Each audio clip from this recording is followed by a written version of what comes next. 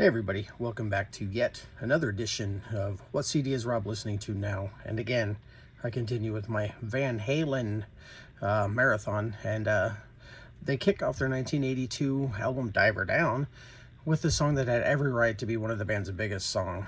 Where Have All the Good Times Gone is a tune that I love everything about, and everything I love about Van Halen in the early days is the music is shiny with the killer rhythm section, amazing vocal harmonies as always, and that patented Eddie Van Halen guitar sound. Coming off Fair Warning, it's clear to see the band continue their growth with this song. It should have been huge. It's easily in my top 10 Roth-fronted tracks. Hang 'em High next is a hard-rocking guitar-fueled track with Roth singing in a lower register, which really fits him. This song is sort of a typical of a faster sort of hard rocker of the original incarnation of one of the greatest bands ever. And of course, fantastic vocal harmonies are here as well, and a killer guitar solo that shows up on this tune, but would we expect anything less from Eddie? Cathedral is rather a brief instrumental kind of tune. It's a sort of a spacey guitar solo with the sound that pans across the speakers, an effect that I guess Eddie got from turning the volume up and down really fast on the guitar. It's supposed to sound like a cathedral church organ. I think it pulls it off pretty good. It's a good tune. Brief, but really good. Secrets definitely feels like a David Lee Roth song. It's one of the quieter tunes from the earlier Van Halen albums. I wouldn't call it a ballad exactly, but it's the closest the band had come on this or the previous albums. The guitar isn't the focal point for the most part. The vocals are the star of the show. Both Dave's and the always wonderful harmonies of Van Halen are definitely abound here. Intruder was written to fill some space in for the video for Oh Pretty Woman. The video was a bit long, and rather than cut anything, I guess Dave decided to go into the studio and write a few minutes of just some keyboard work, synthesizer work. It's actually pretty good. I like this one, and I have a thing for the sort of proggy feel of the track, and I enjoy it more than the album's first cover track, Oh Pretty Woman. This song was written by Roy Orbison and was meant as only a quick single to sort of hold the people, keep Van Halen on the radio while they took a break. I guess alas it was not to be.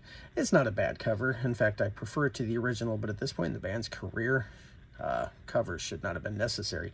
And this album has 5 of them, so the label should have given them a break, but maybe this album would have been a hell of a lot better. Still, the instrumentation is really good on this song, and I do prefer it to the original.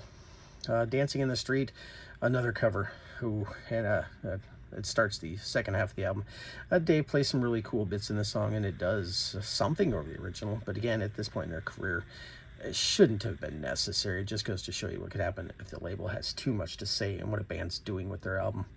I believe this one was a minor hit for the band as well, and it's a good tune. But again, an original song would have been better here. Still, it's a lot better than that David Bowie, Mick Jagger thing. Little Guitars comes in 2 parts with a sort of flamenco intro leading into the heavier rocking portion of the song. It's a very melodic rocker and one of my favorite tunes on the album. Maybe the lyrics are a bit cheesy, but it was the 80s. What do you expect? It was a wild time.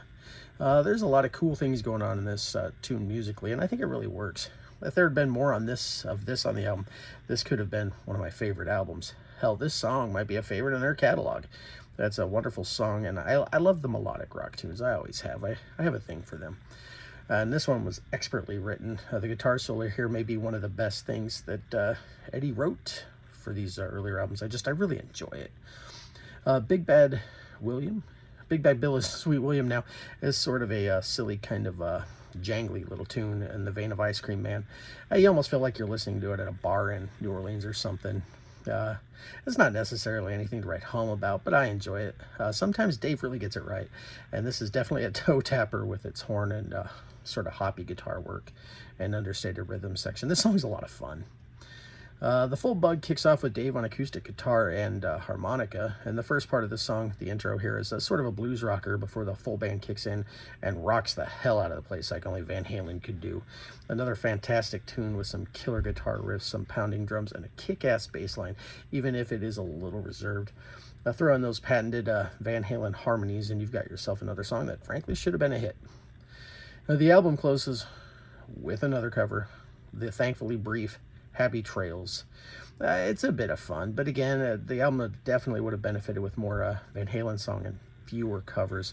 Every original song on here just shows what a great band this was, and at this point in their career, the label should have just stayed the hell out of it and let them do what they do. Still, Diver Down is a damn good album. I just feel it could have been better with more Van Halen songs and less covers.